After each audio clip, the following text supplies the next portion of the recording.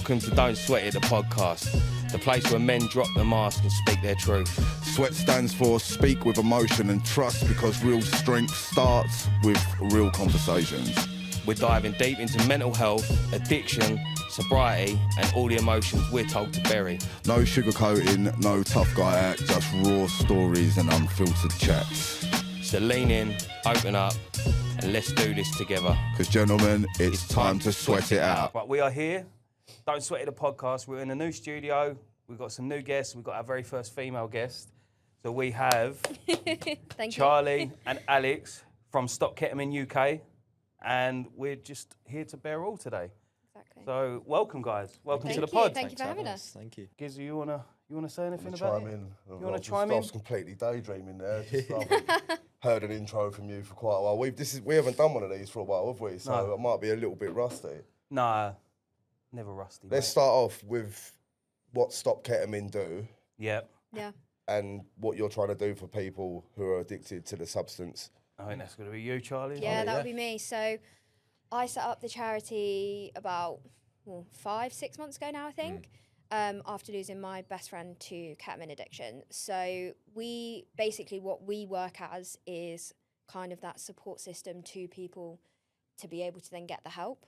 So we kind of work educating people of how dangerous the drug is, but then also people are DMing us like, I don't know how to get help. I don't know where to get help. I don't know sort of what thing to do. I don't know where to get that from. So what we do is we can send those resources and help those people. Because I feel like when they're in a time of addiction, it's really hard to, if you know you want to get the help, but know how to take those steps. Yeah. Scramble a lot, almost. They're like Yeah. because they don't know what Yeah. avenue to look for or how to do it. Yeah. But so Because there isn't really much out there for ketamine abuse. Like, obviously, coming from someone who's done a bit of time in recovery and seeing that certain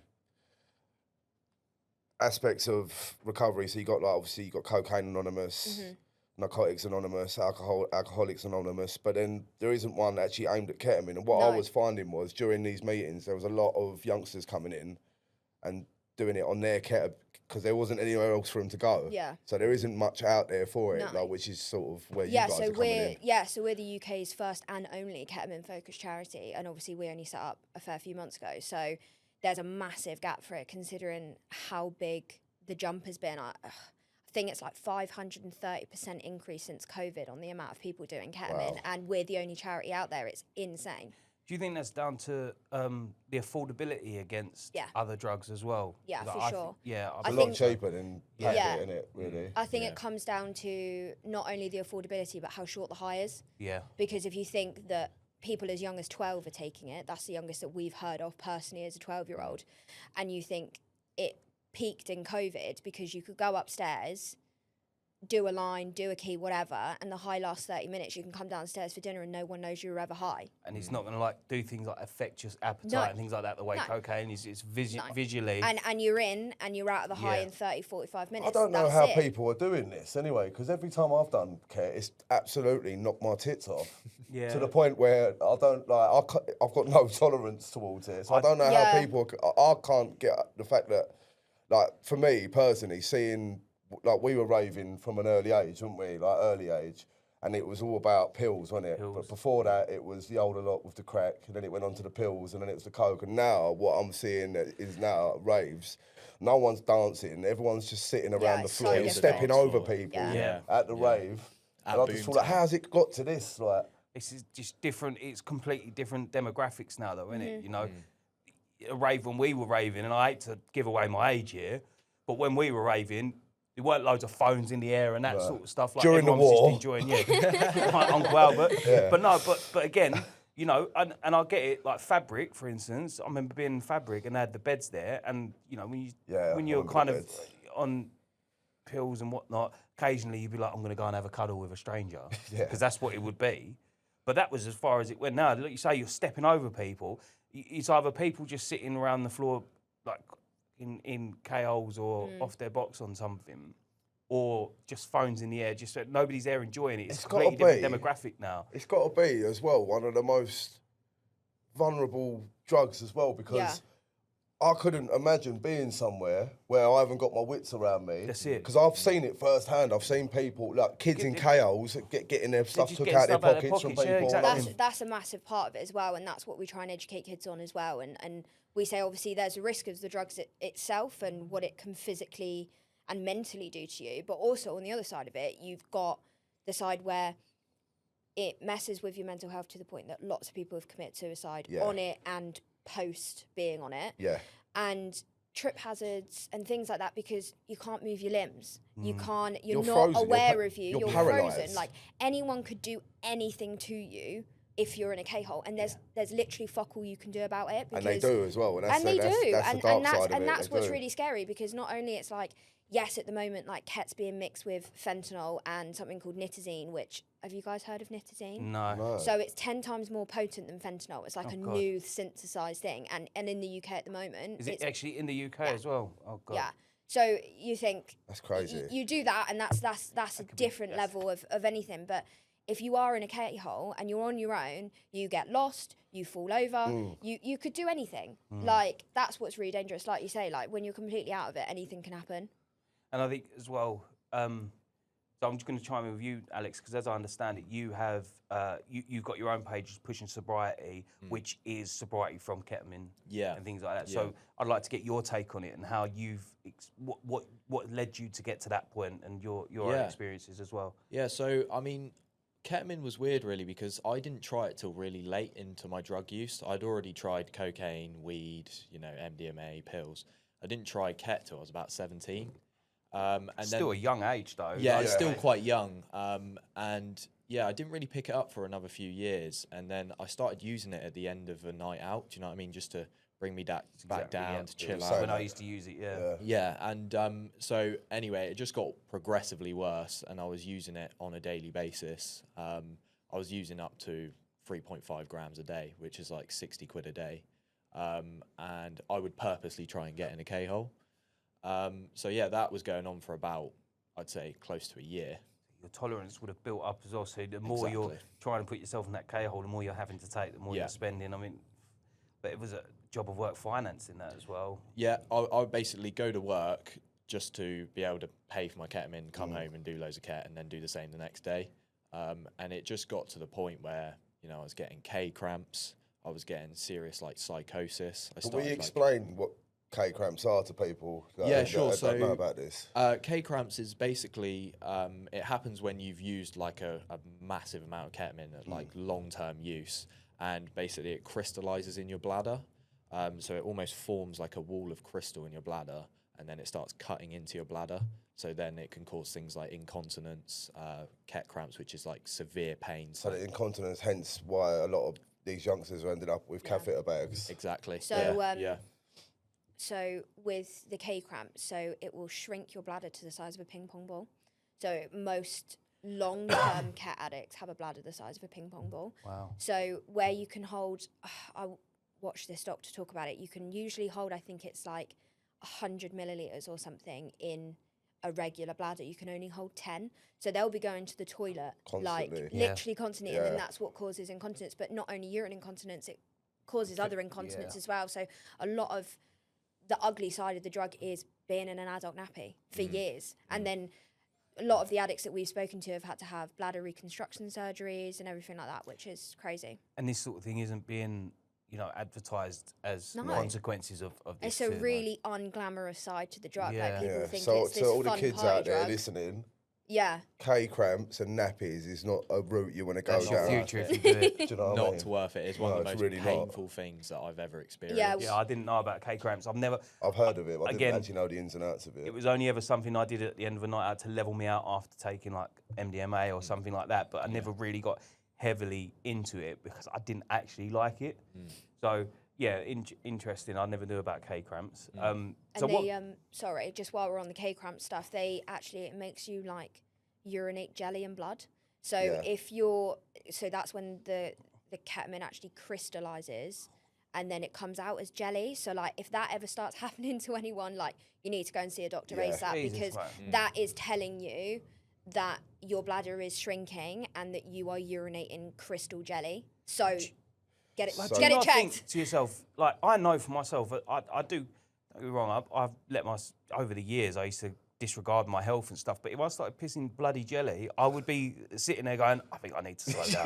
Do you know what I mean? Genuinely. That might be yeah, a giveaway. Yeah. And you genuinely do think that, but a lot of the addicts that we've spoken to have been like, I'll stop when the septum in my nose goes, like the centre bit. I'll stop when I start urinating blood. But then the addiction's so strong, and when it comes to K cramps, because ket as a substance isn't actually addictive, people get addicted to it as a painkiller. So a lot of people think that it's a horse tranquilizer, which also it is, but in itself, it was synthesized in the 1960s as an anesthetic. So it's actually a painkiller. So then the only way that you can get rid of K cramps is by taking more ketamine. It's the only thing that you can stop that pain, and then all you're doing is eroding it more, and then from there, that's how the cycle of addiction really goes. It's more of it as well, like with when you tie it into like raving and the music scene and stuff as well. Like ket's become a culture in a way. Like for me, someone who's like 38, looking at when I hear the word ket, I ask, what's the first, apart from horses, what's the second thing that you think of? You think of that generation, didn't you? You think of, so it's a whole culture of people, like even down to it's changed the music in a way. So even when you listen to certain drum and bass rollers and stuff, you can hear there's like a little ketty sort of aspect Vibe to it. to it, yeah, and that's the same with most music though, like most generations that go on.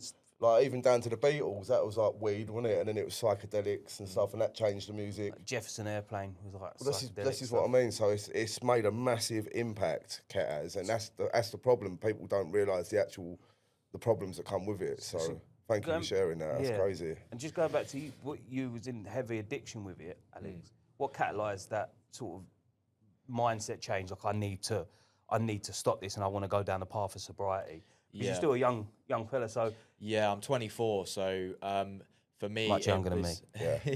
Well, you look Cut that good, bit out, so- Russ. So it's all right. you gave your age away, mate.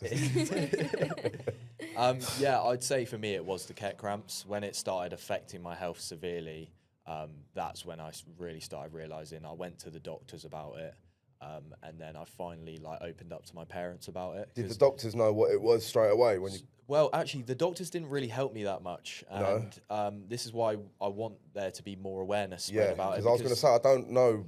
To be fair, with the NHS, they cater for the harsher side of drugs like the heroin and stuff, but even then, that's not. So I don't know where they stand with ket and it's still a blanket sort of care package that you receive regardless anyway. It's not it's not fine tuned to that each individual. Again, there's no meetings and stuff. There's it's not as widespread, even though it should be, because it's such a fucking problem. Do you know what I mean? I don't get why.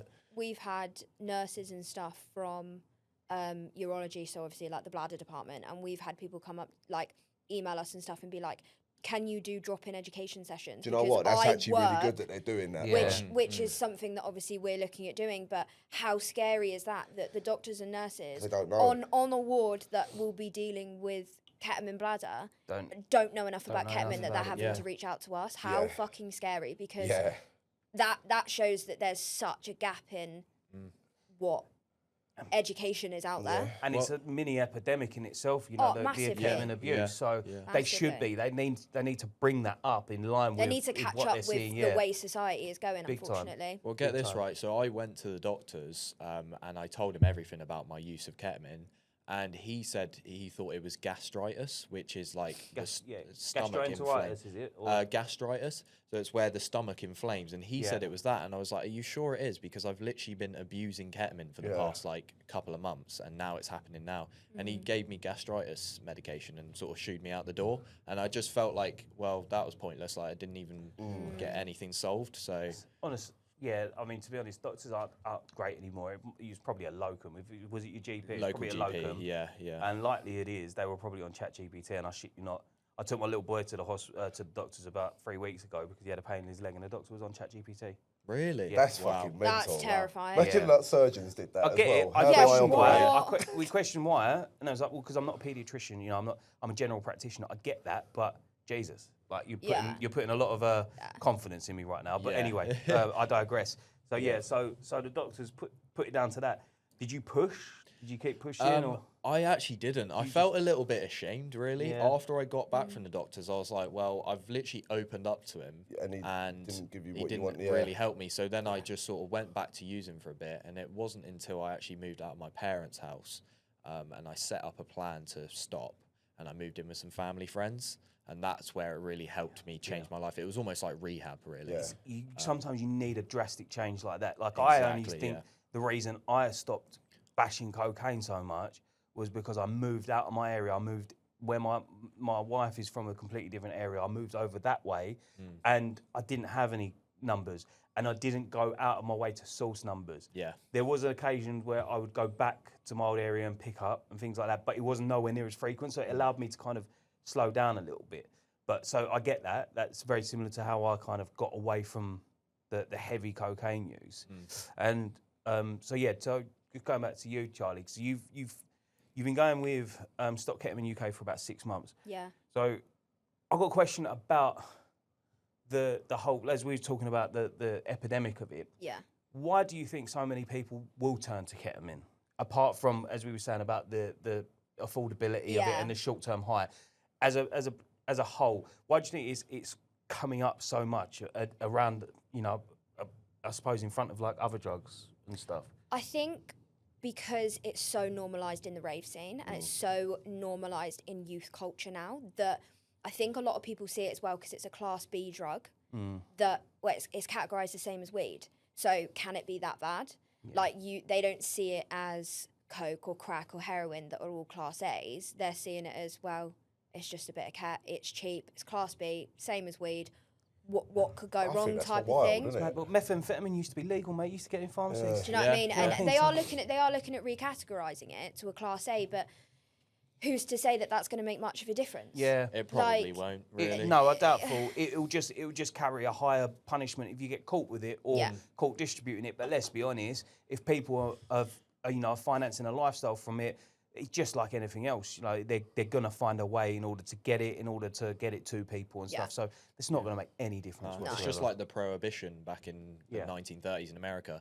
Like, it doesn't mean they got rid of all alcohol. No. They just set up bootlegging things. And, they just drove it underground. Yeah, they drove it underground like anything else. It's a dark market. And I used to say that about weed, right? Because I was a heavy advocate for weed because I used to smoke regularly, day in, day out, and it never affected me in my mind the way it does other people. And I know it's a psychotic-inducing drug over time, but for me, for some reason, I think I was able to get around. I think it's the ADHD. You remember Rob was saying it in our podcast. People with ADHD tend to be better with weed smoking. And it doesn't as well. And it wasn't just a couple of joints with you, was it? No, I was an 8 a day. I was an 8 to a quarter a day. I used to go through like an ounce a week, easy. But I used to buy it in bulk, so the more I had it, the easier it was. And it got to a point where it was literally I was putting a joint out, and I was able to still work. I was able to still do things. Like I wouldn't finish work and have a beer. I'd finish work and have a joint. But I still drunk and done other drugs and stuff. But that was like the baseline. But what I'm getting at is the reason I used to advocate for it. And the one thing I used to say is, it's legalise it, and you won't have half of the crime that's related to it. 100%. If you put it through dispensaries, you put it through pharmacies, you put it down that legal route, somebody can get prescription for it. You're going to weed out a lot of the underground stuff from it, and people will actually probably benefit from it a lot more. Whereas, but you refuse to do that, so it stays the way it is, and it funds other little empires of drugs, and it funds things like cocaine, cocaine dealing and ketamine and things like that. So I think that's the thing, though, that a lot of kids where they see it as the same level as weed, and then weed being legal in some places. That they see it not as harmful, and obviously it is a gateway drug. Like, as much as some people, like your situation with weed, like you carried about your life and you were fine.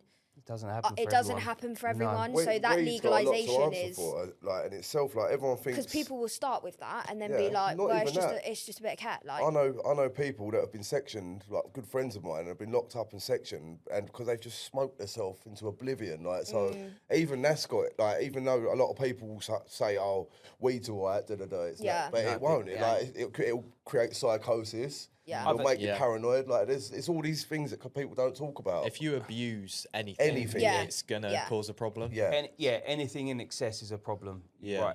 I mean, even I had moments where I would stop and like I'd climb inside my head and I'd be like, what is the world?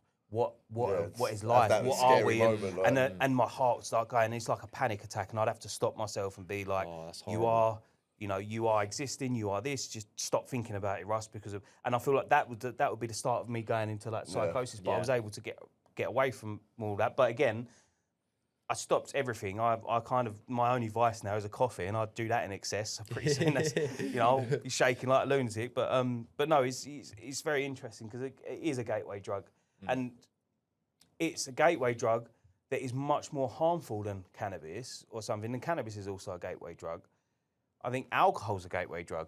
Yeah. Used to go out for a Alcohol's the couple worst of beers, one. yeah. Used But to go out there for it a is, couple it's of beers. advertised It's just everywhere. always there, isn't That's it? why, Everywhere. because it's a good taxable drug. That's why. Yeah. Anything, and that's the thing is, like you say, prohibition. That was probably one of the best things that could have happened because of at the time. But it drove everything underground, and crime came out of it. Just like anything, if a human has a want and a need for some inhibitant of any kind, there will be another human that's willing to create that, or willing to sell that, or willing to do that, and do heinous things in order to make that happen. So that's just the nature of the world, unfortunately. Yeah. So Yeah, I know, and I don't think like reclassing Ket will make much, like we said, will make much of a difference. And I don't think if like there are people who are like, we should legalize every drug and just let everyone take it and it should all be regulated. They've done that in a city in Canada, and Yeah. it's just gone absolutely tits up. Yeah, I bet it It's has. awful. Just Like let everyone do what they legalising want. heroin. Yeah, that just doesn't like work. that's Portugal wild. do it, but Portugal have made a good approach to it. It's how you approach it. Like Also, Canada, the Portuguese police, they don't fuck about, do they, as well? Exactly, They'll yeah. beat the shit out of you. Yeah. So that's probably why they're all falling Different, in innit? line. Yeah. Canadians From- are just a bit from too experience. polite. Yeah.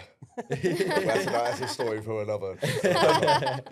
yeah, mate, yeah, you get into trouble every week, isn't you? So, But we've obviously we set up Sweat because, to cut a long story short, we was just sick of fucking our mates killing themselves, and we thought we'd do this to try and make some kind of a dent in the problem. And I think there's a lot of people who watch this, and there's a lot of people who can relate to the loss. And I know that you've suffered a bit of loss as well, Yeah. Charlie. So would you like to talk about your friend while we've got a... Yeah, of course. So I lost my best friend. So if we set up about 5-6 months ago, so pretty much still very Fresh. really, really fresh. So she Yeah. was 22, and she had been a ketamine addict for 5 years, and no one knew about it. And that's what a lot of people on our social media have come over and been like, well, how didn't you fucking know? And they've clearly never met an addict. Yeah. No. Or a very, very smart addict. Yeah. Because it's different doing it on a night out and having a laugh and doing it with your mates, but when it gets driven into you doing it in your bedroom every single day, that's a different level of addiction. Yeah. And so she was double incontinent for about 2 years before she passed away. So she was in adult nappies, was pretty much completely bedbound, couldn't leave her house, nothing other than apparently when she got the motivation to pick up. So that was pretty much it. And she passed away, and it's actually written due to ketamine, which is really, really rare on death certificates at the moment. So that's one thing that we've been looking into, is that if you die of like kidney failure, but because of ketamine use, they're only putting it down as kidney failure. Yeah. Whereas in her really? case, so the stats are way off Yeah. what they're meant to be. So in her case, she had liver failure and something called respiratory depression. So she'd taken so much Ket that her lungs forgot how to inflate, essentially. So it just stopped, because it's such a relaxant and such a tranquilizer that the actual act of her lungs it just didn't happen. So she was actively like taking ketamine at the So time of her death. so she was in her bedroom, sat upright on her phone when she passed away. Wow. Oh, so she must have been scrolling through TikTok or something. Yeah. And yeah, there's a whole other story that I'm not going to get into with the situation around her death, but yeah, she was in her room on her own, and as far as I'm aware, that's sort of what had happened. I don't know whether she'd taken it directly before or what, but she was on some other painkillers as well for some health issues. So mixing that with the cat was what cocktail. killed her, unfortunately. Compounding the effects, isn't it? And as well, because it's a hunger suppressant, so she struggled with anorexia. So finding a drug that numbed her physical pain from her health conditions is a massive thing that people do with cat, because it's a painkiller. So people are using it when they don't have the right help from the system to get over their own pain and their own issues, mental and physical. And then where she struggled with her weight and it being a hunger suppressant made her not hungry. Yeah. So it was like it was the perfect drug for her, unfortunately. And I'm pretty sure that she would have been told by doctors and stuff. She was in hospital the week before. So I'm pretty sure that she would have been told that she was on her way out. Once you're that deep into it, though, Yeah. unless drastic action is taken, it's just going to take you. Because, I mean, as you say, it drove her into her bedroom. Yeah. Which is what addiction does. It takes you away from the party, and you become sort of. It starts secretive as with it. like. You become like. The way I describe addiction to people is, you know, like Gollum from yeah. Lord of the Rings, like what he was like with that ring, because he went from having the ring and then he went underground with it and held on to it, and that's exactly what addiction is. It will take you into that dark, deep It starts place from by like yourself. finishing the bag after a night out on your own, and that's how a lot of people's stories have started. It's like, well, I'll just finish it in my room.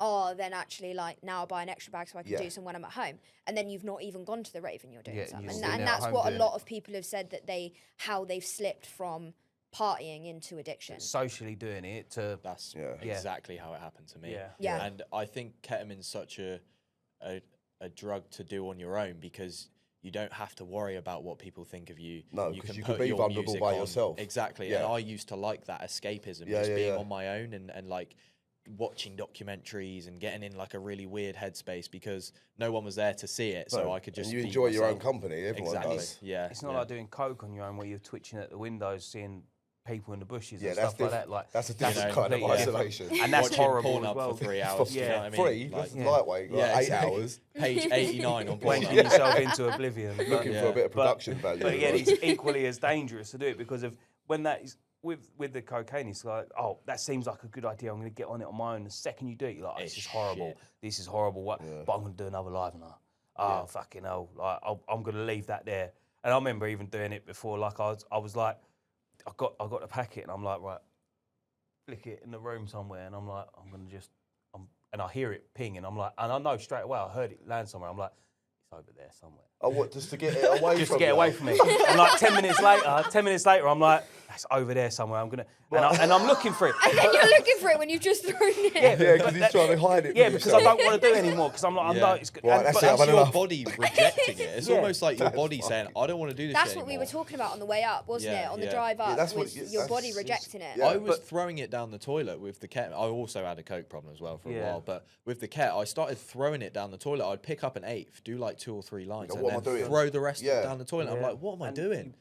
But that's one step to getting yourself clean. Because you're already dipping your toe into the in the water, aren't you? As soon as you start throwing your ket away, that's a good sign. Yeah, that you want to because you start know that it's a stopping. problem. You're aware that it's a problem. It was getting to the point towards the end of my use, I would like rack up a line of ket and I'd sniff it, and I'd almost be throwing up, because it felt like my body was clogged up with the ket. So my body was literally rejecting it. Like, even if I was looking at it, I'd be like, oh, this is disgusting. What am I doing? Like the drip, the feeling of like being blocked up. It's just the worst like feeling. So if you, like, for people that are listening at home now, and they, like, it might be them, for instance, it might be someone that they know, what would be the indication that your friend's doing a bit more than they should be doing? Like, what, is there any signs, like, to keep an eye out for? Yeah, good question. So I'd say it's definitely things like their behaviour. So if they seem quite closed off, they seem to be like on their own quite a lot, or even things like they don't have a lot of money. Like, you can spot when someone's addicted because of like their patterns of behaviour. Maybe they can't hold down a job very well. They look pale. They physically look like they haven't been eating properly, or they look pale and tired. And yeah, just generally being a bit reclused, I think. Yeah, like, I feel like the isolation's a the really big isolation part is a of very it. isolating thing. Like, that I didn't realise was a thing until losing is that you just, like, you don't realise that there's a difference between someone having time on their own and being an addict and being absolutely ashamed of yourself. And how do you think, and this is a question for both Charlie and Alex here, if you do witness that and recognise those signs of somebody, how would you approach somebody, and or anyone listening that might feel like that, how do you think they could approach somebody that they might be concerned about, that they feel maybe using a little bit too much or using at all, and they don't want to scare them off or you know, get their back up, because it's something you need to approach with caution, isn't it? Yeah, absolutely. I think starting it with love and compassion, Yeah. like being completely non-judgmental, because if you come at it with like anger or Yeah, like, judgment you or look like anything shit, like mate, that, or yeah, something. like, or I can't believe you're doing this, like Yeah. anger and something like that. I think you come at it with, hey, I've noticed this. Shall we talk about it? And almost saying it like I've always said to anyone who is listen to my story or follow us on the page or anything, that use my story. Use the fact that I lost my best friend and say, oh, I heard this story about this girl who had to see her best friend in a coffin and she got buried 6 foot under at 22. Let's have a conversation about this. Use my story and a real story of real people who look like you, we're the same age as you, we've gone through the same shit that you have, so it could be you. And that's kind of what we want to put across, is that like, you can say that there's another person your age that's lost their life, because we're not coming at it from a perspective of, we're like the older generation just telling you not to do drugs. Yeah, like that's not what we are, that's not what we're doing. And I think if somebody has to almost face their own mortality off the back of it, you force them to do that by doing it. Because you think, I know when I was like at 21, I felt invincible, you know? And I was invincible. Yeah, we were, mate. That's the mindset. That is the mindset. Still are. Love that. Love that. When you lost your friend, Charlie, is that when you started the Stop Ketamine? Yeah. So you did So you just I pretty much knew nothing about the drug before I started the charity. You've had like a baptism of fire, like a crash course in it. Absolutely. Yeah. It kind of, so it started from losing my best mate and then being like, I'm not the type of person who can just sit in this grief, because I will go absolutely mental. And then going, how was she let down? How didn't she get help? How did we end up in the position that she died at 22? so young, man. Yeah, exactly. So what went wrong? And then I kind of threw myself into the thing of, well, are there any organizations out there? No. Is there anything she could have Is there leaned on? anyone she could have talked to who wasn't the people closest to her? No. Like an impartial service, something. Is there anything out there? Nothing. There was And zero. everything just came back with no. And I was like, Amazing, like.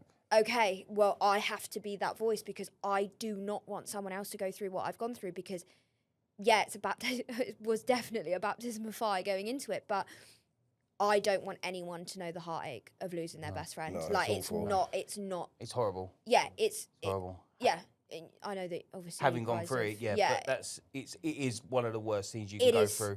And also, Unexpectedly as well.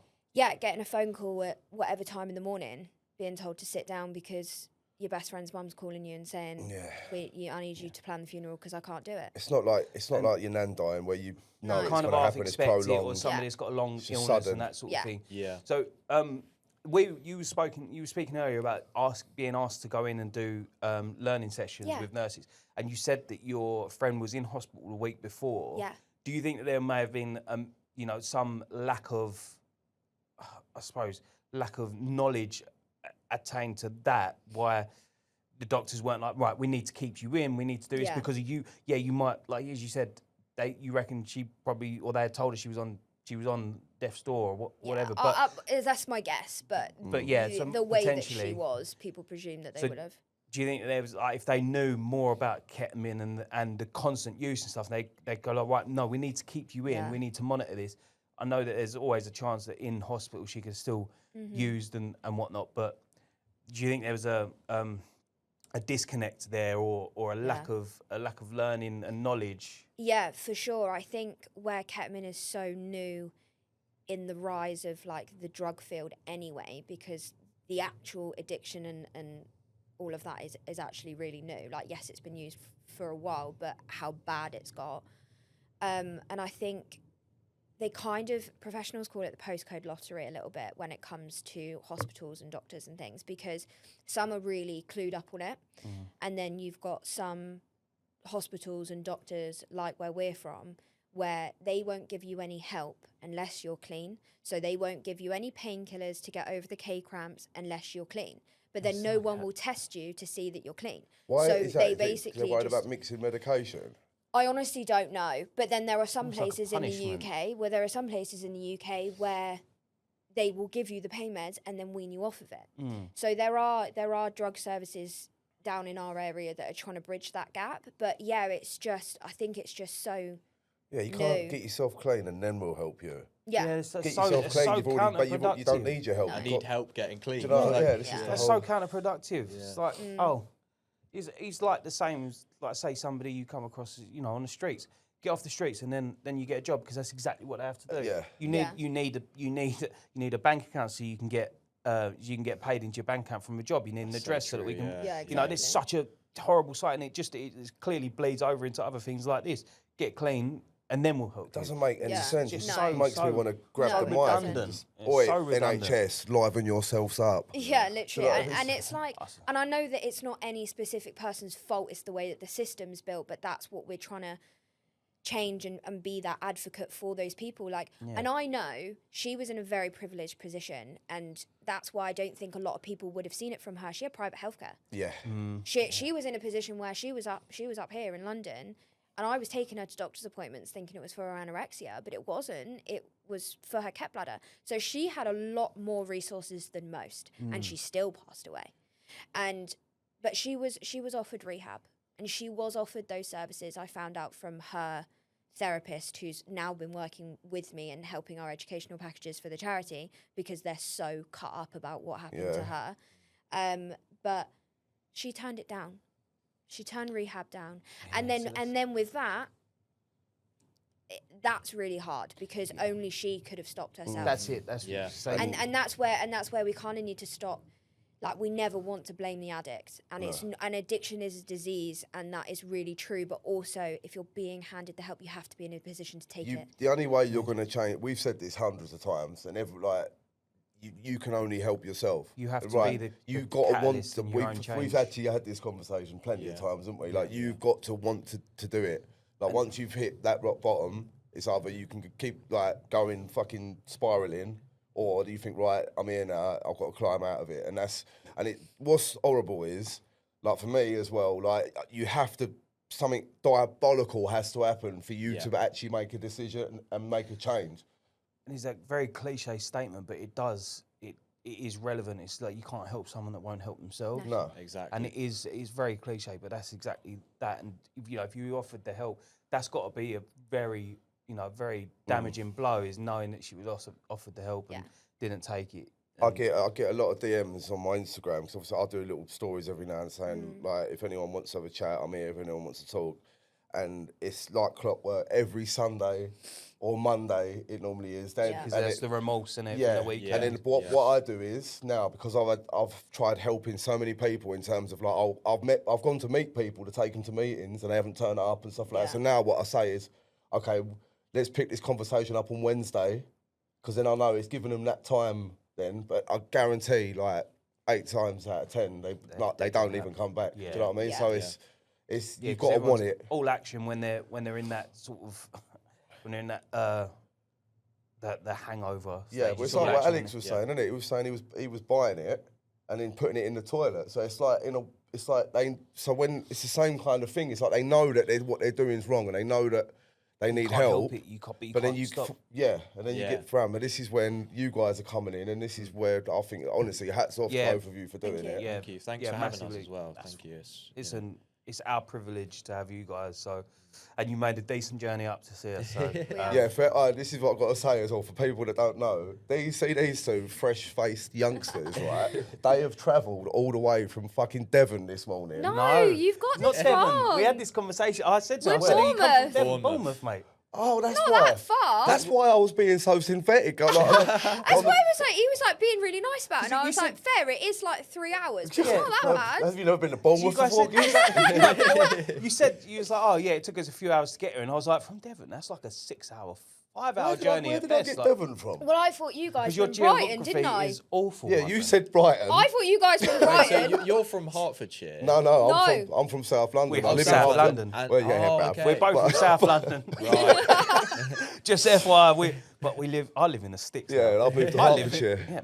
I live in a village. Well, not Devon, but so you guys were like Bournemouth. Bournemouth. Yeah, Right, but so- it's still a journey, like fair play. What I'm so trying to say is, when you was in your active addiction, Alex, this is something. Would you get up that early to go here to No. talk about it? Like, this is something that's coming off the back of your recovery itself. So Yeah, I also just want to say to people, like anyone who's addicted right now, I was fully addicted to multiple drugs 2 years ago.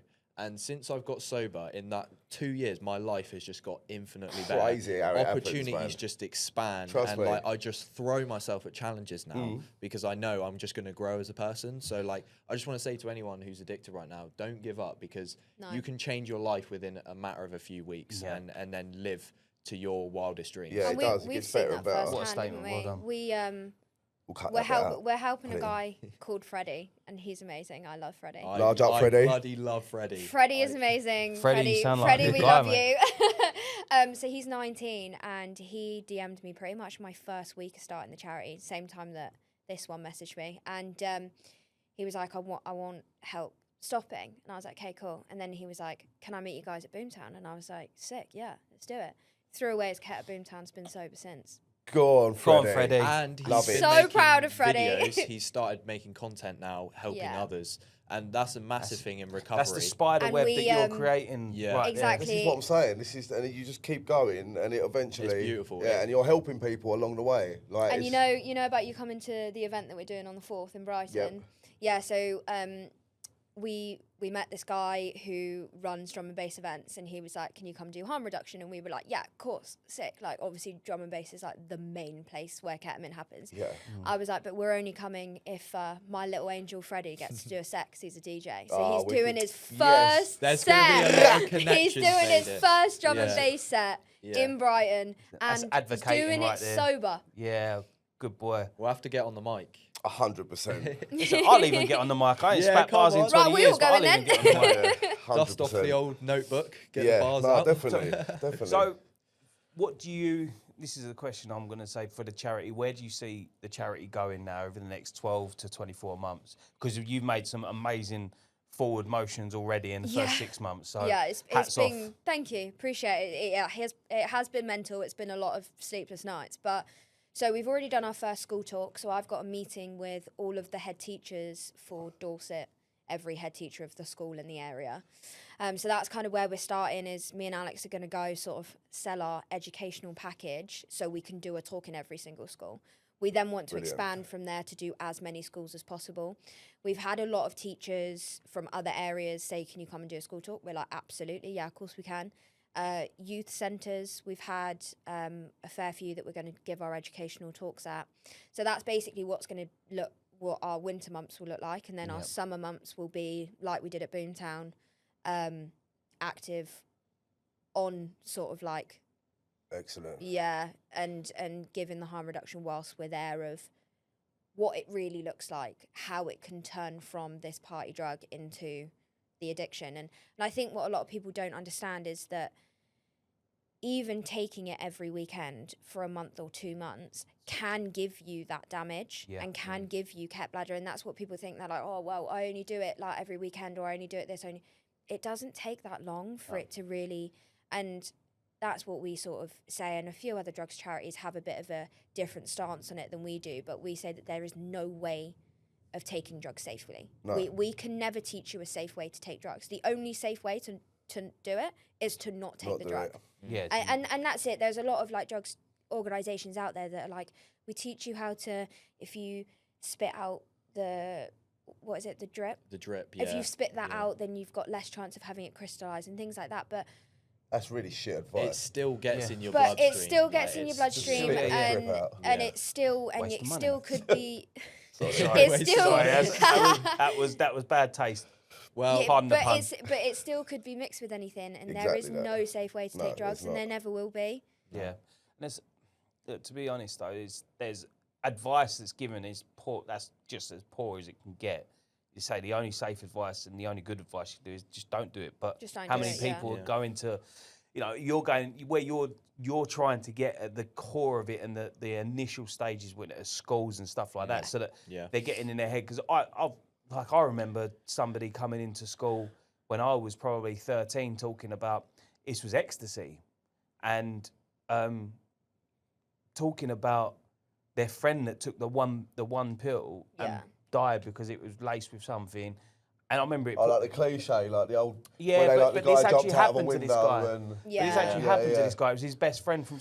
And I remember it like mortified a lot of people. Like it terrified. And I can guarantee, because the reason it didn't as much for me is because of the circle of friends I kept. But I can guarantee you, a lot of the people that heard that story never touched drugs, and that's because of their circle of friends were also the same. We just mixed with scumbags. So. Yeah, that's our own fault. Well, it's addictive personalities, right? Like, there's people that have addictive personalities, and I always say it's not bad to have an addictive personality. You've just got to be addicted to the right things. Yeah, there's a massive link. Addicted to the there's gym, a massive link. Success, People self-growth, self-improvement, stuff like that. You want to read 100 books a year. You're addicted to to self-knowledge and things like that. Put that addiction into something that's going to grow your life into something better. Like even down to like the ADHD thing that we were covering earlier. A lot of that's, let's be honest, a lot of that's got a lot to answer for the addiction side of things. Yeah, because you hone in on stuff, didn't you? Like, it's self-medicating as well. Like if you think that people who aren't getting help from other places with like ADHD and stuff like that, you will find something to quiet those voices in your brain. Yeah. And to be honest, that's what it was for me. I wasn't until adulthood diagnosed, and everything made sense. But I did exactly that. It was kind of you just coping, and you're trying to dull the way you experience life and things like that. So I did see there's a Facebook story or Instagram story I only see yesterday. These two brothers. And they were saying, like, look, it's not about. So what they were doing, they was like, oh, we want to have a spliff tonight and a pizza. Scuff Brothers. Is that what it is? Scuff Brothers. And they earned it. So they was like, we do a 10K run. We're doing hill sprints. We're working. They did loads of gardening. They was like, so we did loads of gardening. Then we got to earn it. And he said, so it's not about you can enjoy yourself. And I'm not advocating for it. But what I got from that is like they was basically saying, look, if you want to do something, you can enjoy yourself. Don't feel ashamed if you want to smoke a joint or if you want to have a drink or whatever, but fucking earn it first. Because that keeps you level. That keeps that balance, doesn't it? But how long could you keep up with that without... Because the only reason I'd say they're doing it is because they got each other for motivation. Yeah. If you're doing on your own, it's a different when you're doing it, and it's easy to just go, like I used to do it. I used to be like, I'm going to smash out the gym and I'm going to go and do this and then I'll have a smoke. Or then I'll go pick up or something. Sometimes I'll be like, I just won't bother with the gym, I'll just pick up. But there's something else I could have said there, but I'm not going to incriminate us in front of the camera.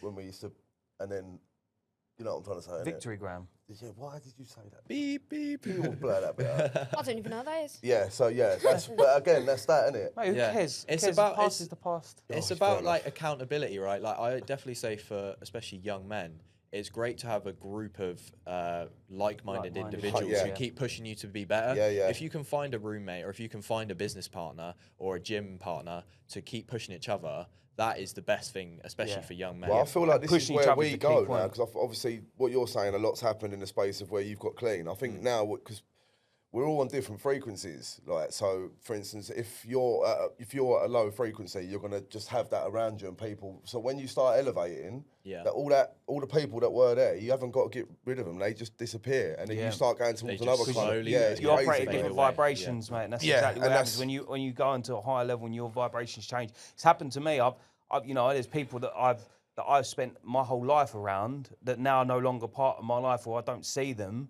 because I'm operating at a different vibration right now. I'm operating at a completely different part, and they're still doing the things they're doing. I'm doing the things I'm doing. Just happens organically as well. You haven't even got to try. When I got sober, I must have lost about 10 to 15 friends. Right? Yeah, of course. Because your mutual interest is drugs. We didn't have anything else in common but doing drugs together. Same as relationships as well. Like where you could have a relationship with someone, and you could have met like that, and your whole life could have been that. As soon as one of you stops, the other one's always going to try and pull you back down to that level. Yeah. Because no one likes when someone's bettering themselves. And people don't like to see it. Like, makes them feel bad about themselves. Well, you're holding a mirror. It's like holding a mirror up to themselves. So they'll try every aspect of their life. Like, for instance, I got a message the other day saying, I heard you had a bit of a relapse and all this. And I said, yeah, I did. But like, I was back on the horse within a week. Was a person ready to capitalise on that, and gloat about it? And she said, because I went out the other night and everyone was saying you that. And I think, no one's talking about the good job. No one's talking about the 3.5 years I did clean. Yeah. But as soon as you, do you know what I'm saying? They're just So like, it oh, is- see, yeah, look, like, I told fell off you, the oh, wagon. see, Yeah. you've done it again. Like, yeah, it's just sort of, they're it's waiting, one of them. yeah. they're waiting in the sidelines for you to just get, you know, for you to fall off, and then People they can. always pray for your downfall, though. Yeah. It's Yeah, just yeah, the yeah. human And that's the condition. world- that's It's just the just world we so live in. sad. And that's something me and Giz, we always say, like, we both love to see people doing well. And like when I'm having a win, Giz is the first person to celebrate it with me. Same with me. Like, and it's rare that I don't find other people like him and like me that have that sort of mindset. Well, we see someone doing something good and I'm like, that's so good. Like, fair play to them. Rather than start trying to slate them in a private chat, and we're not like that. Do you know what I mean? And it's nice to have that mindset because there's so many people there that are praying. I know for a fact there's so many people out there that love to see others fail because they're not happy in themselves and things like that. So People will always support bigger.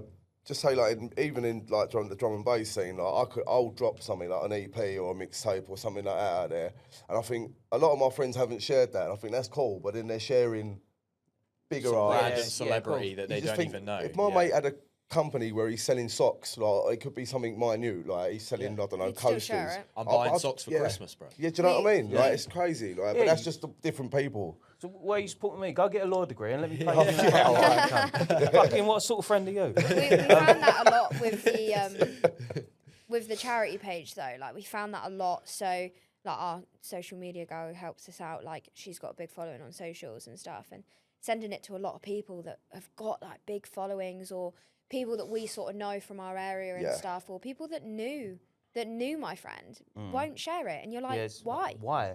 Yeah. Why? I don't understand. Maybe that. it's because they don't want to highlight the fact that it could be a problem that they've got themselves as well. Yeah. It's like that's what we found with the mental health stuff. Like a lot of our friends are quite deep in addiction still, so they won't share the stuff about sobriety and stuff. No, because No, and like even in our WhatsApp chat, like some of them will float in and float out. Like, they'll have a moment like where they're like, I want to, you know, want the gratitude list. I want the mornings and stuff like that. And then all of a sudden you see them leave the group and you're like, yeah, because you've gone back out there and you don't want to feel bad about it when these, you know, that but they'll come back. They'll come back.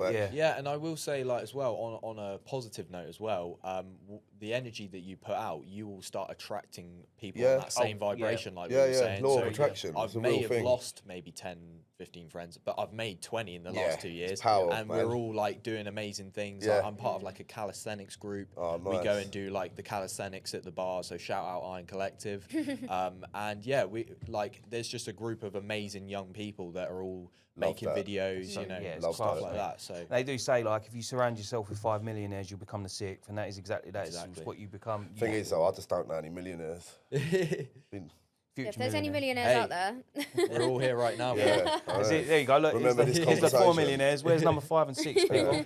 But no, I don't know how much longer we've got, but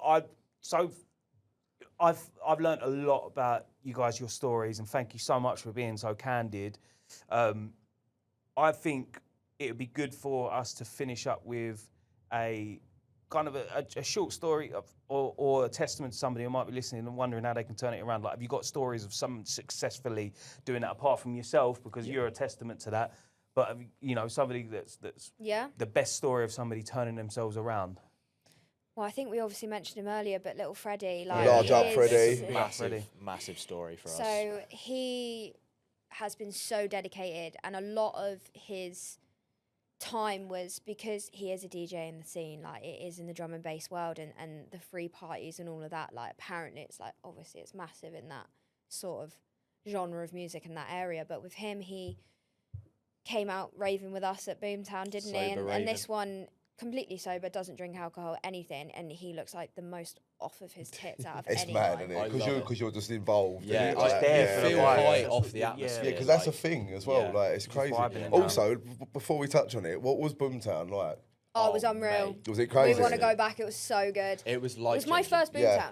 So you had a stall there, didn't you? Yeah, we did. Did you? That's how I did you set that see it. up? Did you have to pay to be a pitch there? And No, so they reached out to me on the Instagram and was like, Did they? please, can you come? That's so good, man. And I was man. like, yeah.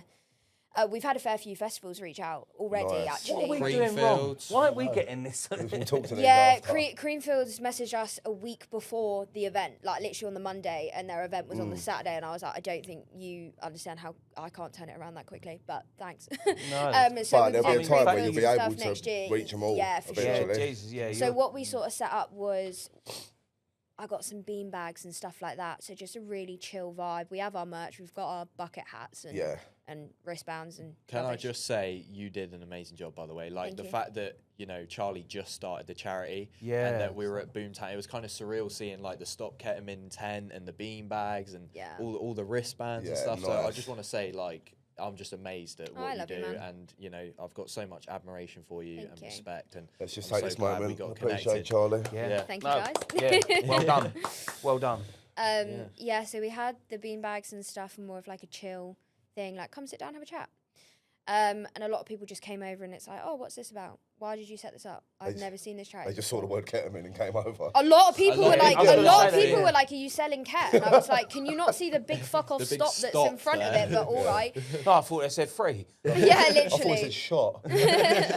So Ketamine shop. yeah, Ketamine so stop. so a lot of it was some conversations about people being like, oh, like my mates take cat and I don't know what to tell them, I don't know how to help them, or how do you help someone in K-hole, etc., etc. And a lot of the conversations were getting people sober, but Yeah.